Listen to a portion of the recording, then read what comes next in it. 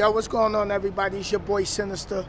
Welcome back to another episode of the real ruthless truth of trucking and what to expect, part 5. Today I want to talk to a lot of future drivers, students that's looking to come into trucking. I'm going to give y'all some tips, pointers, do's and don'ts of being on the truck with a trainer. Now, the don'ts. Don't come out here expecting to know everything. When you go to truck school, when you go to truck school, that's the basic fundamentals, ABCs. But the real training don't start until you get out here with a trainer and you get to be in real life scenarios on the highway, on the streets, on the off ramps, truck stops, customers, shippers, consignees. So some of y'all gonna go to truck school and the truck school just gonna push you through, pass you. You ain't even do no road tests. You know, the school gave you the road test exam, qualified you out. You wasn't even ready, took your money, and you don't know nothing. You're not even good at your 45. You're not good at your 90. You're not good with your straight back. You're not good with your offset, your blind side, back end, whatever. You're not good with your air brake procedure. You don't know the name of the parts.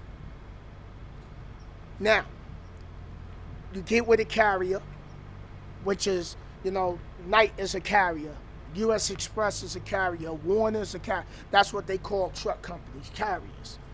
Now, you get with a trainer, and you got a trainer that want to give you the knowledge. You got a trainer that take pride in what they do. You got a trainer that want to make sure that you're successful and safe and know how to handle this vehicle. Because this vehicle, like I said in the first episode of The Real Ruthless Truth of Trucking, this vehicle right here can kill you in the blink of an eye. I mean, literally, in the blink of an eye, this vehicle can roll over on you. Somebody can slam on their brakes and you can kill them. So, when you get with a trainer, appreciate that trainer.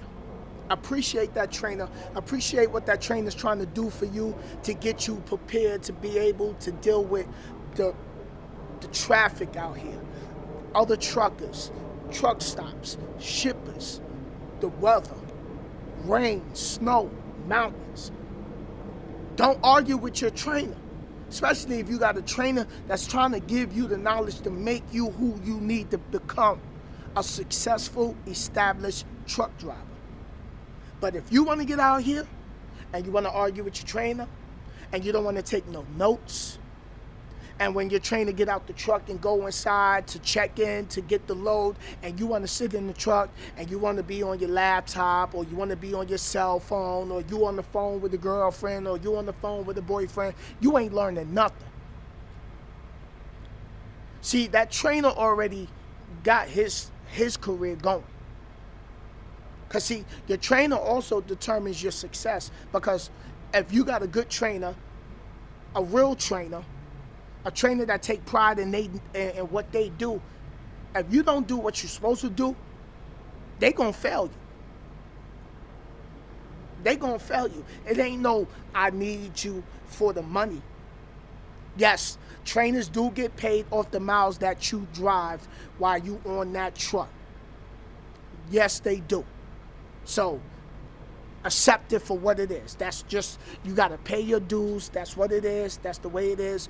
My trainer got paid for me driving the truck. I got paid for my students driving my truck. That's just the name of the game. That's a company's policy. That's the company's policy. Now, do your trainer.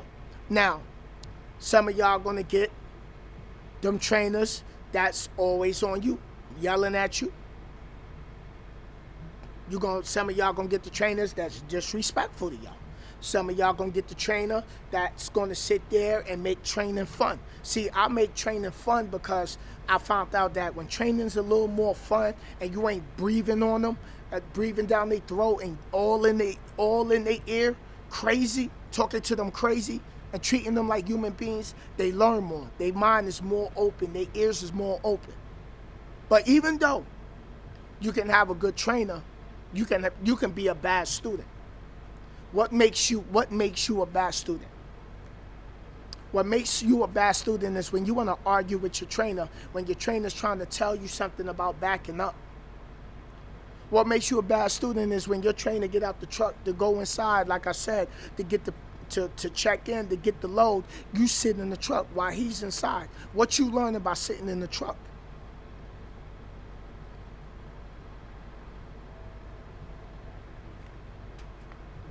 What makes you a bad student? When you sit there and your trainer is sitting there and he's scaling the load and you don't ask, how did you slide your tandems? Not asking questions, not getting out. I mean, every time your trainer get out that truck to go check in, even if he's going to pick up a load or drop off a load, you need to get out that truck and go with him. Every single time. I don't care how many times you done did it, continue to do it. And that's just what you need to do. Get you a notebook. Write down everything. Ask questions. There's no such thing as a dumb question. Don't be afraid to ask questions. And if your trainer don't want to answer your questions and tell you, oh, don't worry about it, and you continue to get that multiple times, it's time to request for a new trainer. A lot of y'all that come out here, here's another thing that make you a bad trainer: not wanting to go out west and learn how to handle the mountains. Get that under your belt, because let's just say, God forbid something happen, you don't stay with your first company, you go with a second company, and they send you out west, and it's actually forced dispatch. That means you can't turn the load down. Either you go or you don't. And then if you don't, then you're going to have problems as far as your employment goes after a while. Well, you're going to have to take this. And if you don't take it, either they're going to have you sit and you ain't going to make no money.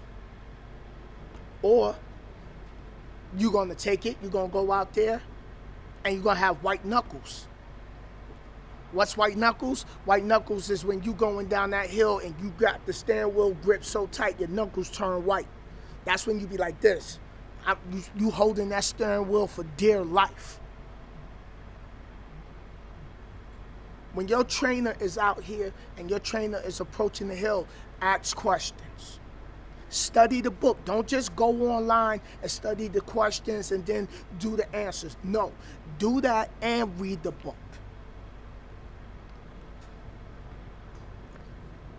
What makes you a good student? Let's touch that. A good student is going to ask the trainer 1,001 questions. No matter how silly it might sound, how dumb it might sound, a good student asks questions, take notes, request extra training, ask the trainer to do, to repeat himself.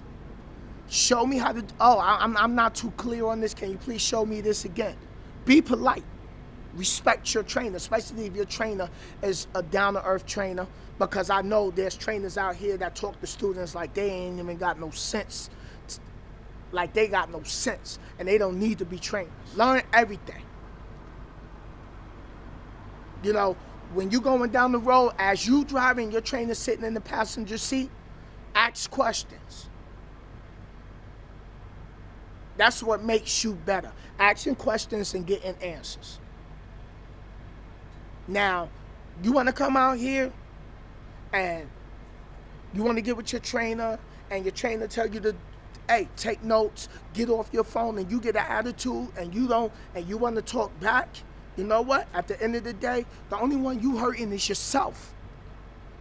And when you get one of those, you get that trainer that's keep telling you, listen, I know what it takes to be successful out here. I'm trying to get you prepared. But if you don't want that, that's fine. Because there's many students out here that want the knowledge. There's a lot of students out here that want a great trainer because they done had a horrible first trainer. Prime example, your boy me. Look at me. My first trainer kept telling me, shut up. I'm a grown man. Who you talking to like that? And at a moment, I got in my head like, yo, I'm getting ready to just really just punch him in his mouth. But then at the end of the day, let's be realistic about it. I punch that trainer in his mouth. Guess what happens to me?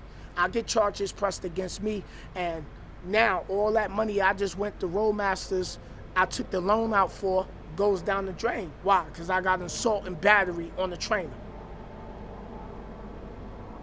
So I request for a new trainer, and I sucked it up, and I bit my tongue.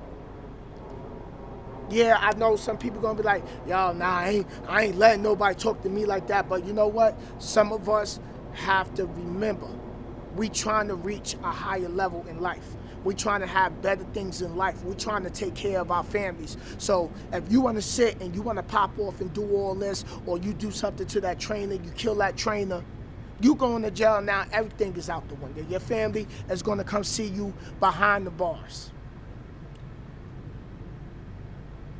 So my first trainer kept telling me, I'm only going to teach you, I'm only going to tell you this once.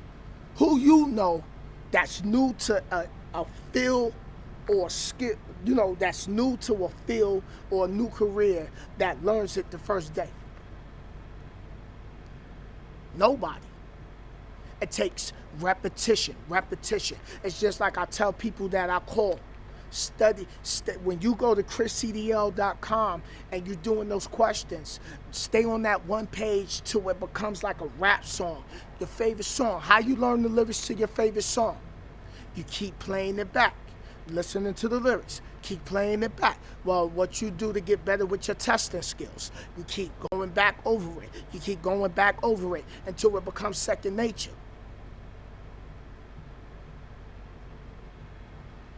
Don't come out here and don't come out here and think, you know, a trainer is going to talk to you, you know, like a child.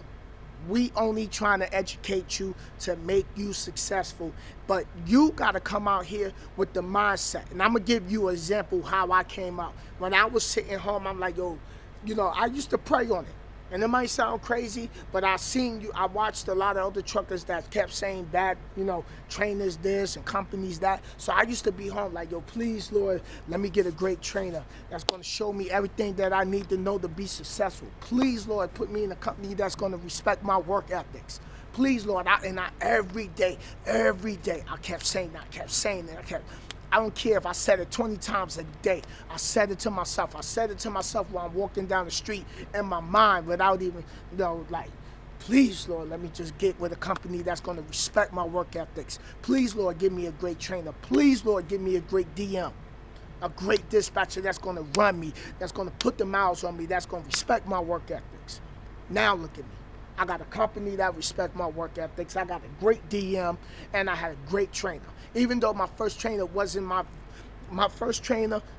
greatest trainer, but he was the reason that he was the main reason why when I got with my second trainer, I went hard, because my second trainer greeted me with open arms, and he appreciated the fact that I was his student and he was going to be able to teach, because I told him, I want you to teach me everything. I don't care what it is. Teach me what you got to do. If your trainer's an owner operator, ask him to teach you everything about how to change fuel filters. Even if you're not going to be an owner operator down the line, ask the stuff. My second trainer, Mike trained me not to be a driver. Mike trained me to be an owner operator, to think like an owner operator, to drive and operate my truck and take care of my truck like an owner operator. So when you get out here, these is the things that you need to do. These are the things that you need to do. Don't play them games when you on that truck with that trainer. You only got so much time with that trainer. And if you don't want to appreciate that trainer, somebody else will. And if you got a good trainer and you don't want to do what that trainer asks you to do and tell you how to do it, and you want to get mad and you want to fuss, and you know what? Get off my truck, because you're not willing to learn. And you know what? You wasted time with that first trainer. And then when you get with that second trainer and that second trainer talk to you crazy, but your first trainer didn't, oh, you're gonna regret it.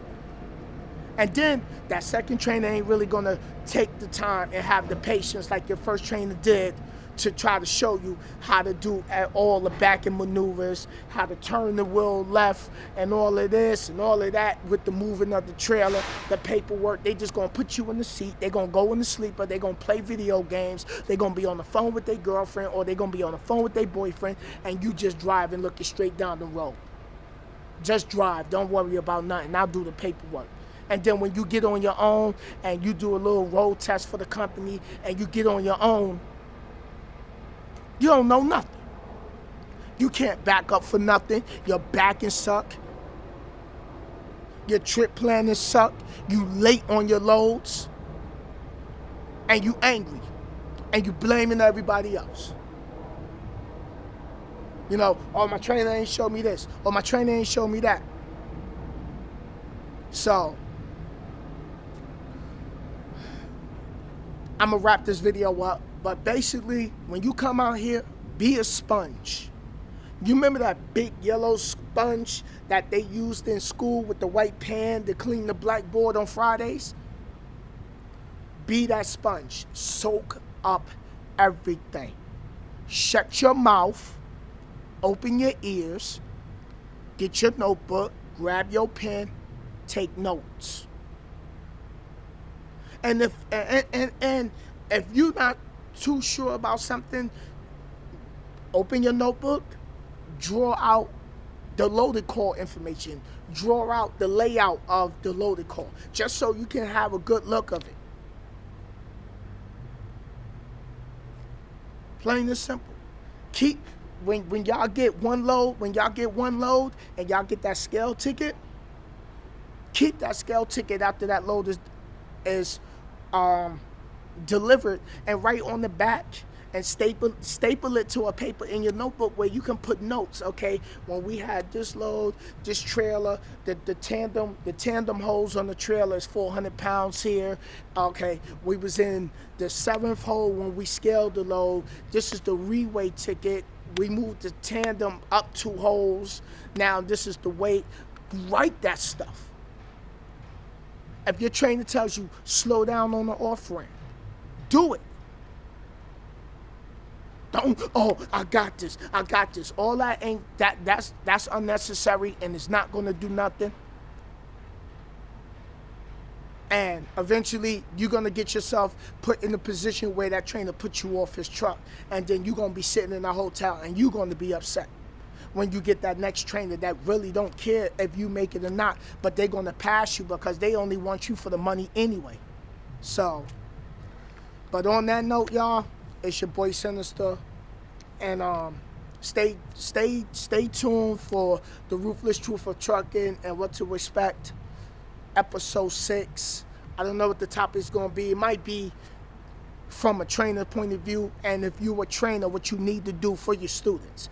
That's what part 6 gonna be about. Being a trainer and what you need to do to make sure your student is successful. Don't be a trainer that just wants students because you want the money. Because that's somebody's life you put in that danger. Take pride in your work, because I do. And a lot of other trainers I know take pride in their work ethics. So big shout out to all those trainers out there that make sure that they students eat good. Shout out to all the trainers out there that make sure your student know how to back up, know how to downshift, know how to upshift. And big ups to the students that took that time to believe in that trainer to get them ready and know that it wasn't going to be easy. This your boy Sinnizter, man. Thumbs up the video, leave your comments, subscribe to the channel, and check out the Ruthless Truth of Trucking playlist here on YouTube. And I'll talk to y'all later, man. Take it easy, keep studying, stay hungry, keep grinding, and learn from your trainer, man. Learn from your trainer. Pick his brains. That's all I gotta say, man. Peace out, man. Much love and peace. Later.